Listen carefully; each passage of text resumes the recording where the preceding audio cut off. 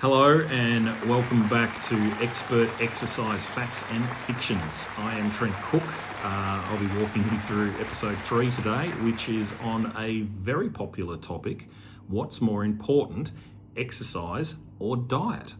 So it's been a question that's asked a lot from my side of the industry in particular. I would imagine it's also asked a lot from the dietary side. With regard to what the science says about this, it's very 50-50. It has been for a very long period of time, even down to, I did a nice little Google Scholar search today and found that it's all still very 50-50. So I was a little bit intrigued as to a bit of previous science that I had read a couple of years ago, which really kind of it really rattled the cage of the exercise industry.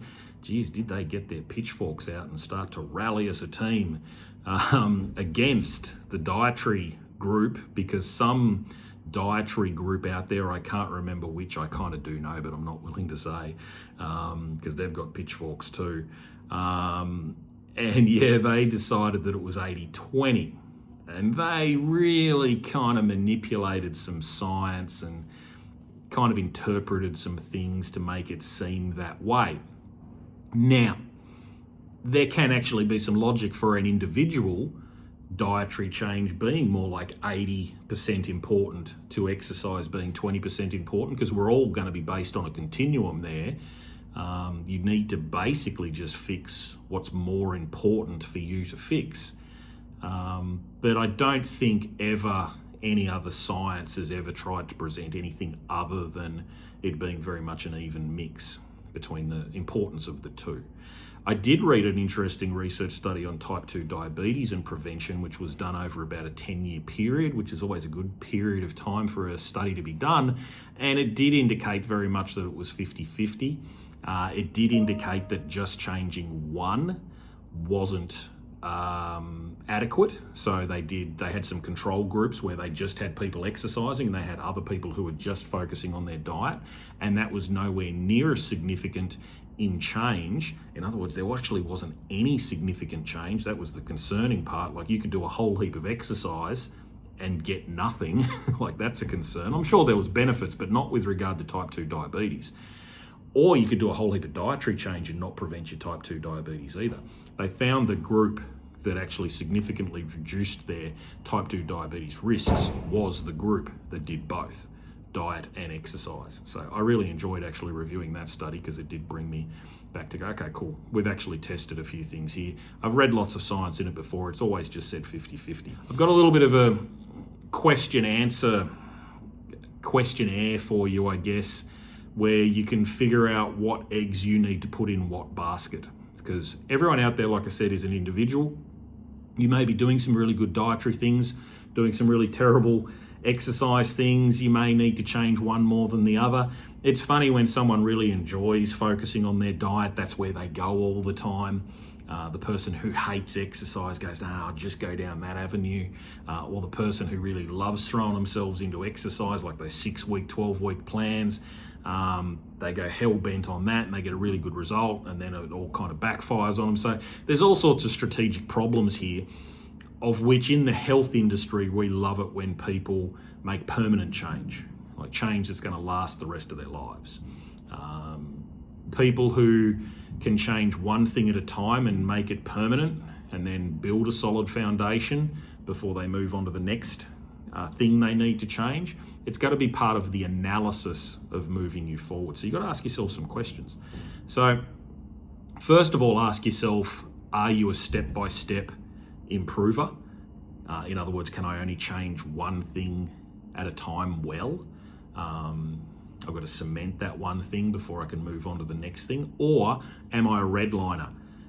Do I have to absolutely go cocoa bananas and fix everything to get a massive result, or I'll get demotivated and I'll have to move on?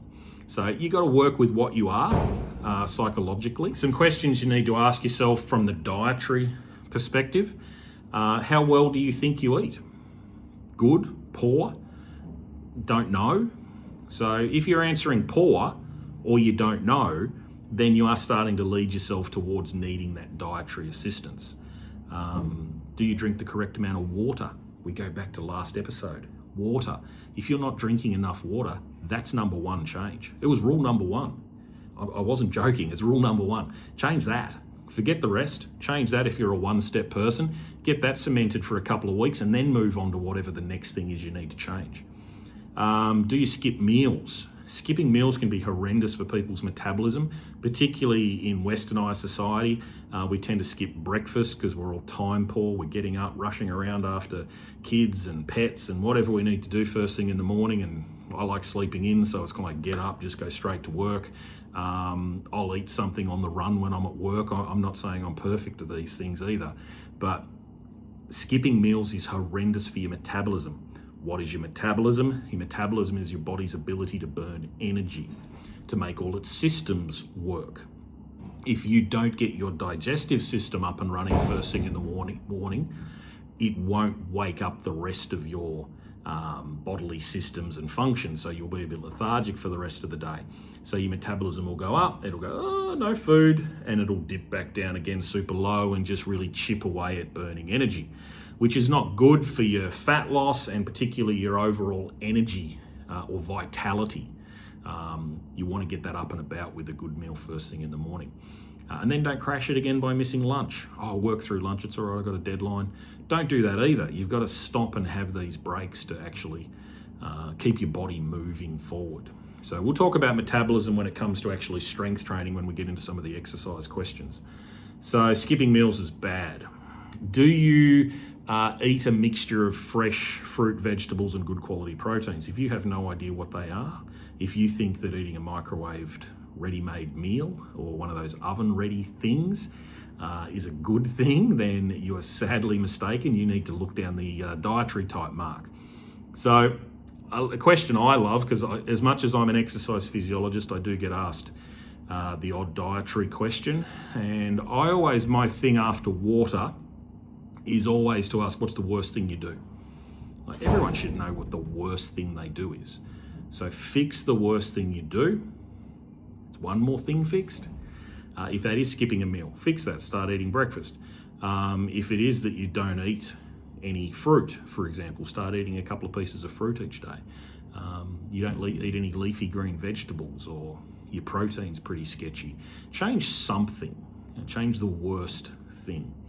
So if you've started to answer those questions, those, 5 questions in generally a negative manner, then you need to actually put more eggs in the dietary basket. Now, as far as exercise goes, only 3 questions need to be asked.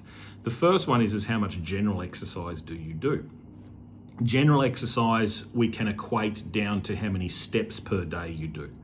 So if you don't know how many steps per day you do, this can be quite an easy thing to monitor. Basically just on your phone, get a step counting app. If you've got an iPhone, then they do have like a health app on there that you can activate, and it'll just monitor your steps each day. So it's an easy way to actually get a good quality gauge. Otherwise we would be guessing a bit. So if you're largely sedentary, not doing enough day-to-day moving, you will be below 5,000 steps per day. If you're doing below 5,000 steps per day, we need to up your game. If you're doing 5,000 to 10,000 steps per day, that's actually considered what is ideal. So we have a bit of a thing out there, some information out there that we think we're all supposed to do 10,000 plus steps per day. All power to people who do, but from a health perspective, it's not absolutely necessary. Between 5,000 to 10,000 is what we actually need to do. Concerns are with larger amounts of steps. I have consulted with people that say they do 20 and 30,000 steps per day. And I'm like, okay, cool, where's your strength training then? And they go, I don't do strength training. And I go, okay, well, I don't have time for strength training. And you go, and I know, because you're constantly moving. Like, let's maybe move some of those 30,000 steps, the time that it takes to do them, and let's do a couple of strength training workouts each week. So we need to be in that 5 to 10. The 10,000 mark actually only came about due to a bit of Japanese business keeping a healthy workforce propaganda. People probably remember in the early 2000s we had a thing called the corporate challenge of 10,000 steps per day. It's just a gimmick. It was just a number someone plucked that sounded cool. And it got what was effectively an inactive workforce in Japan hitting certain benchmarks with regard to becoming more active.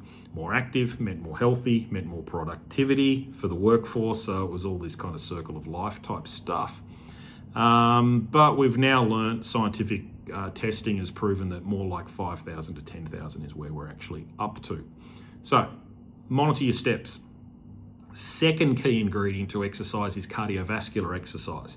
You need to be doing a minimum 150 minutes of light to moderate intensity. So light to moderate intensity, let's discuss that first, is anything from resting, above slightly resting, so just moving in general, to about 70% maximum heart rate, which if you want to calculate your heart rate, it's 220 minus your age will give you a rough estimate of your maximum heart rate. Multiply that by 0.7 and you'll get 70% of your maximum heart rate. We need to be around that mark, so somewhere between 50 and 70% maximum heart rate for 150 to 300 minutes per week. So it breaks down to just around the 25 to 30 minute mark per day. You can do more than that's fine. Again, like your steps, the more the merrier, but you need to make sure you're ticking each of these three boxes. We need all three ticked. If you're not ticking all three of these, then you're going to be putting eggs back over into the exercise basket. So, tick number one, your steps. We need to be 5,000 to 10,000 per day. Tick number two is cardiovascular exercise. We need 150 to 300 minutes per week. Doesn't matter about the intensity. Not worried about that. You can tell me you love to work your backside off. I could not care less. I'm just tallying up the minutes. So that's tick two. If you're ticking both of those, your final tick is you need to be doing minimum 2 20-minute strength training sessions. So full body, upper body, lower body, core, can be pretty general. 2 exercises for your legs, 2 exercises for your arms, 2 exercises for your core. It's a nice balanced mix. 2 sets of that probably takes you about 20 to 30 minutes. So if you did that type of strength training workout 2 times a week, tick, tick, boom, you've got all 3 ticked. If you're trying to improve your health, you've got them ticked, you move back over to diet. What are you doing wrong over there? But if you're doing everything over there, then you can come back and we can refine the exercise side of things. But if you miss any of those 3, you don't get the general movement target, you don't get the cardiovascular target, and you're not getting the strength training target, then you need to fix that. That's highly, highly critical. That sciencey stuff I mentioned before was based on those 3 things. We in the exercise science world have chewed those 3 entities with general population domestic cat people to death. We know you need to tick all 3 of those boxes. There's some dietary stuff to tick. Maybe you need to tick that more, but you need to tick those 3 things. So you've got your little rationale now as to what you need to change. If you're off needing to change some dietary stuff, I'll see you back here another day. I'll be here with my channel, chipping away at the episodes, and we'll happily just wait for you to come back at another time. And otherwise, I'll move on with all my exercise people for now, and we'll have a new episode in another couple of days. So thanks for tuning in. Please like and subscribe. If you want to ask any questions, please chuck it in the little comments thing. I'll be trying to get back to people as best I can. But yeah, stay happy and healthy, and I'll see you soon. Bye.